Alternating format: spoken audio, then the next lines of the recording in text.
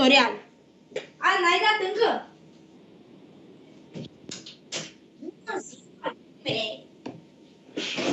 Eu sunt Mario și azi vom face un tutorial din Minecraft.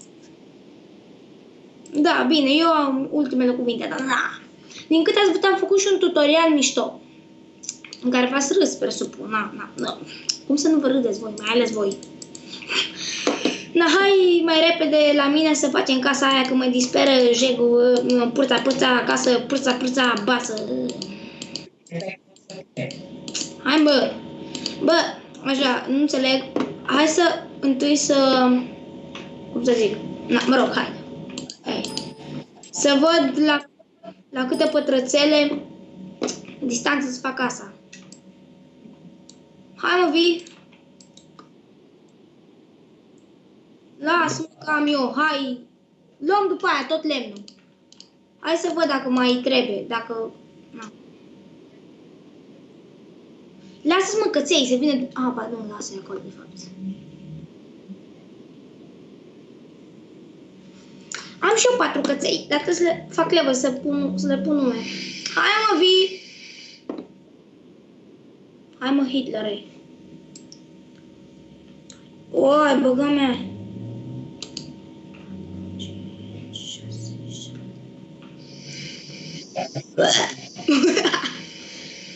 Care-i porcul care a răgăit acolo? Hai, mă! Dă-ți tâpâ la mine! Dă-mă tâpâ la mine! Asta și ideea!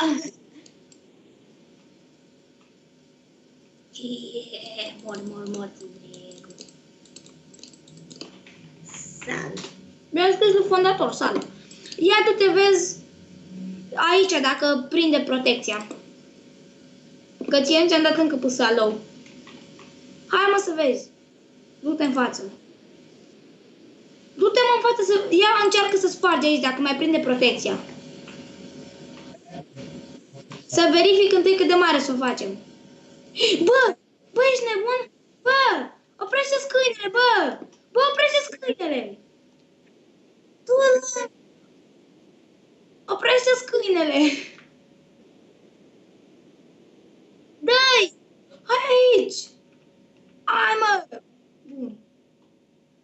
Ia-ți, mă, câine, deci mă enervează. Ia încearcă să spargi aici. Poți? Stai, mă, să vedem unde nu mai dă ăștia. Bă, dar de ce nu-i protecție? Nu-i anti-PvP?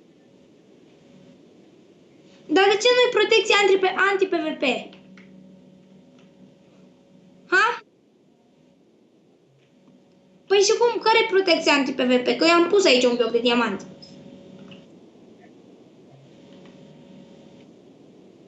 Bă, eu n-am cu ce să sparg diamantul.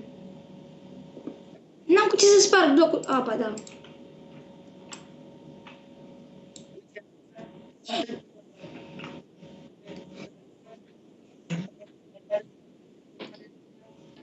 Unde sunteți? Unde sunteți? E aici. Facem altă casă. Da, el e... Băi, m-a dat unul tăpă. E. Aici vom sta de acum încolo. No, bine, mă.